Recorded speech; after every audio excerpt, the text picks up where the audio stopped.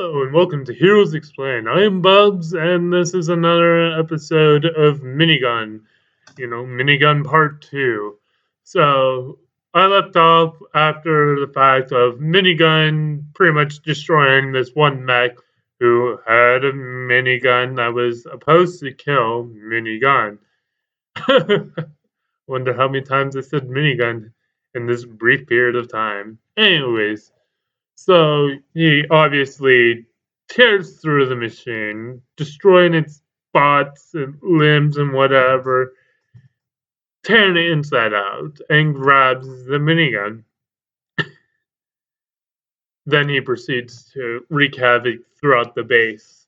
Many personnel have managed to evacuate, but some were still trapped inside. And yeah, he just started tearing through walls and roof and whatever and wreaking havoc, shooting up everything with this experimental, highly powerful gun. So I'm pretty sure I stated before during this time there's things called superbots, and I most likely discussed about how they were designed to take out superpowered individuals. Well, the thing was, the superbots started going haywire, sort of. That was all according to Jim Bim Bim's plan, and yeah. So yeah, Jommers, got anything to say? Huh? Jom? Nothing much. Nothing much. That's all you have to say.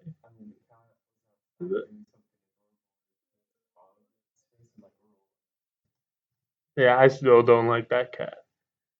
He's a safe.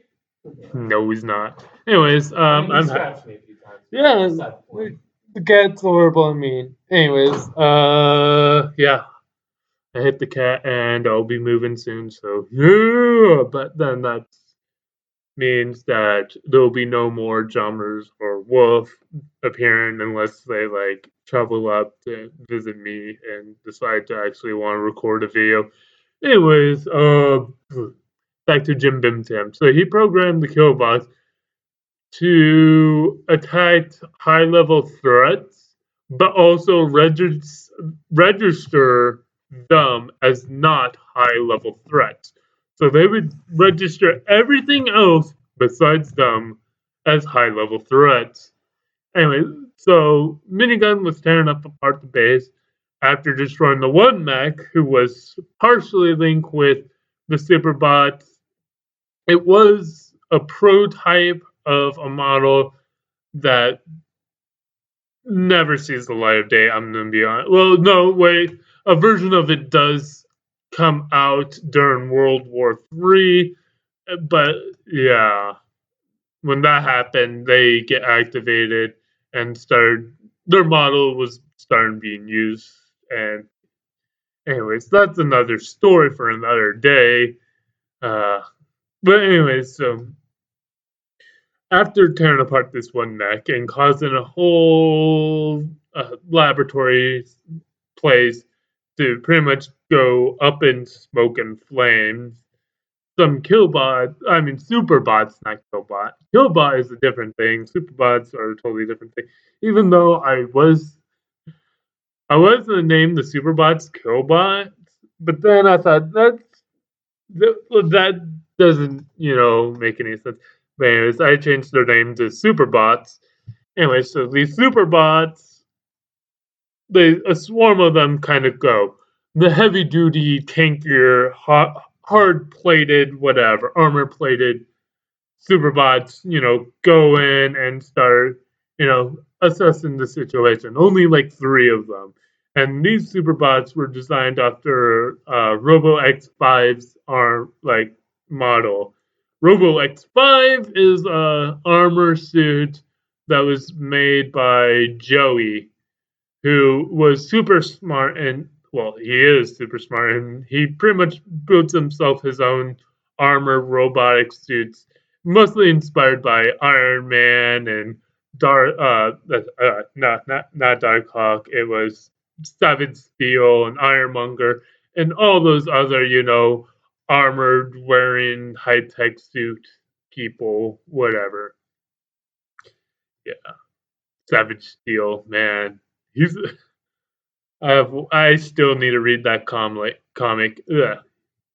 Anyways, back to business. So heavily plated with strong armored exterior to help them withstand heavy forces of punches and whatever. And they were designed to take on people with super strength. They had like a recoil thing so they can like lock it in and then just shoot out a punch at high speed after releasing the coil and whatever. And they also have rockets locked into their above like in their wrist area. They have a mechanism that allows them to shoot small, tiny rocket projectiles that would explode on impact.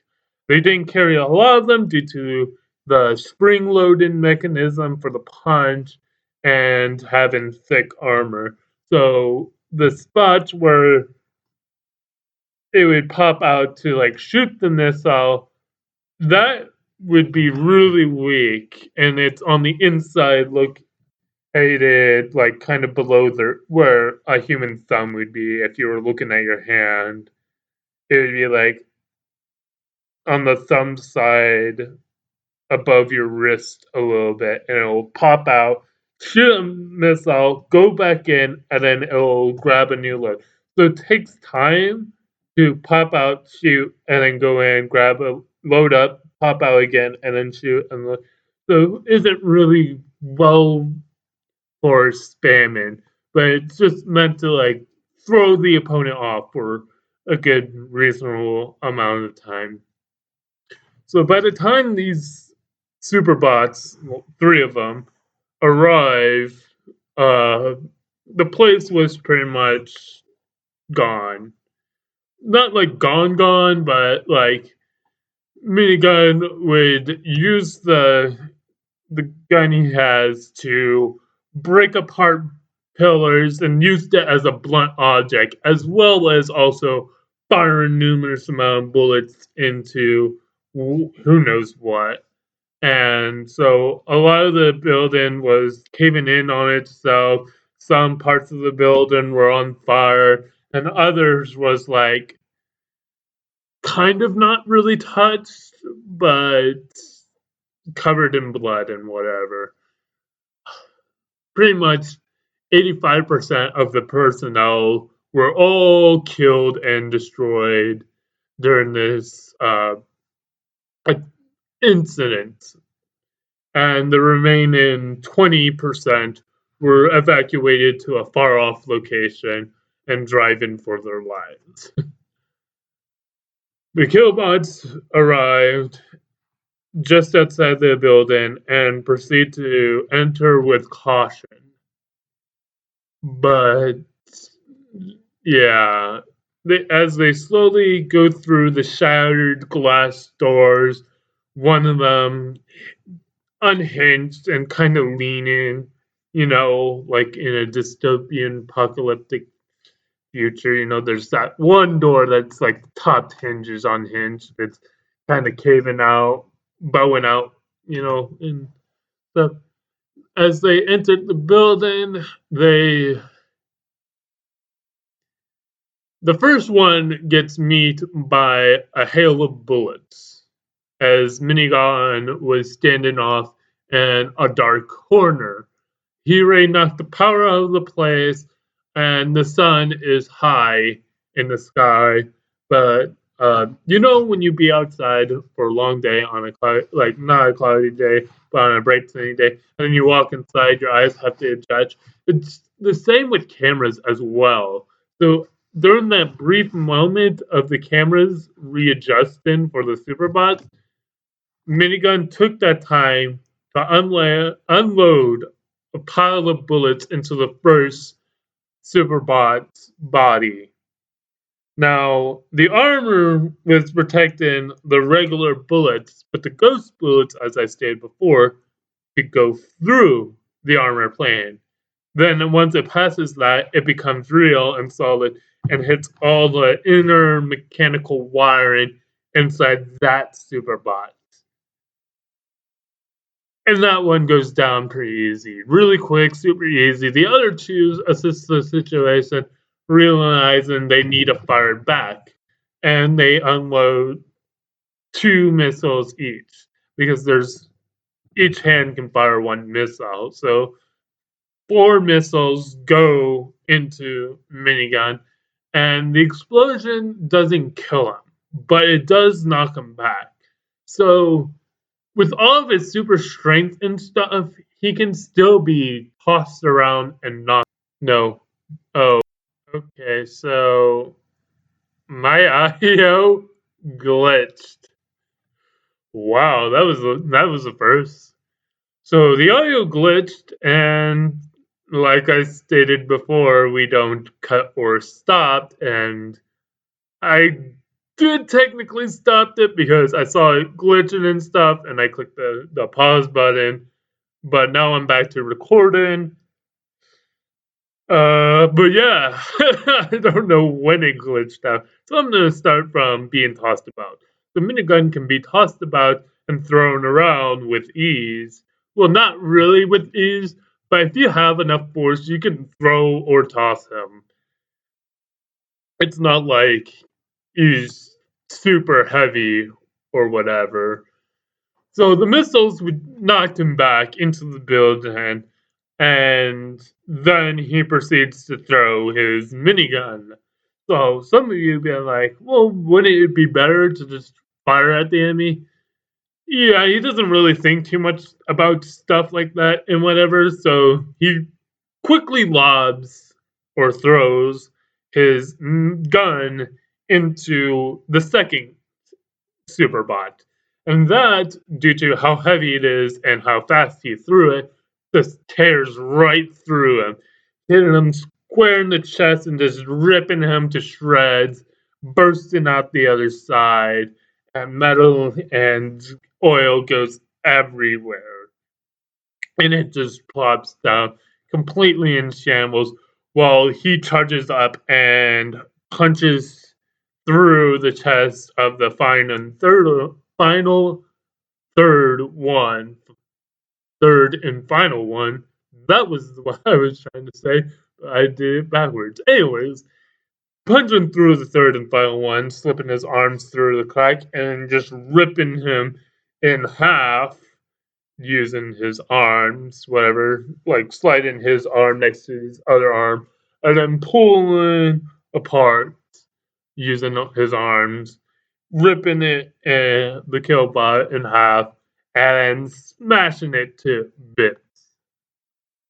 So because the killbots, I'm not killbots, superbots are all linked up in an interconnected hive mind thing, they assess the situation, realizing 3 strong superbots are not going to cut it. So they need to send more tanky, beefy boys, along with some quick and speedy, agile ones to just constantly be on top of him.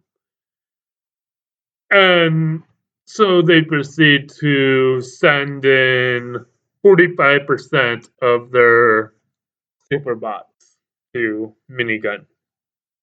Assessing the situation and his strength, they realize that they need to pour in a lot of themselves onto this one threat to try and neutralize him, which relieves the situation in a bunch of areas that were high stress due to them being overwhelmed with superbots. Like I stated before, superbots were kind of programmed to take out or not really take out, but to immobilize or kill the biggest threat. People didn't really think too much about that, and then they decided that humanity is the biggest threat, and they've been taking out superpowered individuals. Then they started going after nations, armies, realizing some of the armies could easily wipe out other stuff, and whatever, and a bunch of stuff happened, and they slowly started evolving, and it was all part of Jim Bim Tim's plan to have the first ever AI intelligence being that. And he knew this was the correct way to do it because that's what he did in the past. Yeah. Okay. Anyways, so yeah, 45% of Superbots head to Jim Bim Tim's location. 25% of their forces go to deal with a different matter. A matter I talked about untouched in last video called Gabi. I'm pretty sure. No, I said weirdo last thing. Whatever. Gabi and weirdo are kind of cut from the same cloth, per se. So yeah, there was an incident of Gabi breaking out in a couple of locations, and due to him being made of a very difficult to contain and destroy substance, and the fact that he has the ability to duplicate himself, they needed to send 25% of their forces to contain him. But due to him being not really a force of destruction and death, and more of a playful, chaotic thing. They were just like 25 forces should be enough to capture, at least like slowly capture every Gabi one by one. It will take a while, it may take an eternity, but they should be able to take them out. And by the time the once the 45% superbots are done with MiniGun, the remaining forces could help clean up the other mess. So yeah, 45% of killbots go to take them on, and killbots were made and designed all around the world. And there was like a couple of, I think it was like no, it was, so it was 10 million, I think, or 100 million. Can't remember. No, it was 10 million. So 45 of 10 million is whatever. I'm not going to do math. You can do the math if you want to, but 45% of 10 million. So 10 million. Let's see. So 10 million. So 50% would be uh 5 million. So 5 million, it would be 4 million, 4.5 million. Uh, sure, yeah, whatever. I'm just gonna go with that. Anyways, so I'm gonna say roughly around 4 million superbots go to attack one location in New Mexico. So yeah, the world kind of notices that after being attacked by all these superbots, not killbot. Killbot is a totally different story, and I should talk about him later on. But anyways, so a bunch of superbots go to New Mexico, roughly around 4 million superbots.